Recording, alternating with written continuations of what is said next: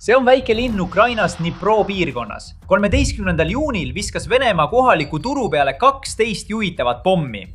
Üks tsiviilisik sai surma ja 13 inimest sai vigastada. Ainuüksi selles linnas sai vähemalt 9 inimest vigastada, neist 6 said nii tõsiseid vigastusi, et vajasid haiglaravi. Sama rünnakulaine tabas ka lähedal asuvaid linnu.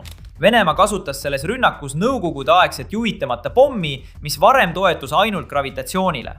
See ei suuda tegelikult muud teha, kui lihtsalt alla kukkuda.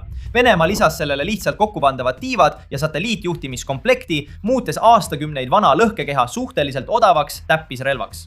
See uuendus võimaldab Vene lennukitel neid pomme heita umbes 30–25 miili kauguselt rindejoonest tagapool, hoides hävitajad Ukraina õhutõrje ulatusest väljas, kuid jõudes siiski sihtmärkideni sügaval Ukraina territooriumil. Nüüd ei pruugi pomm enam rumal olla, aga Putin on seda kindlasti, sest hoolimata kogu sellest juhtimistehnoloogiast tabavad need ikka tsiviilelamuid, kortermaju ja nagu selleski juhtumis kohalikke turge. Teisest küljest on Ukraina drooni- ja raketirünnakud keskendunud ainult strateegilistele ja sõjalistele sihtmärkidele. Nad on juba rivist välja löönud 40% Venemaa naftatöötlemisvõimsusest, tõsiselt häirinud rindelogistikat ja palju muud.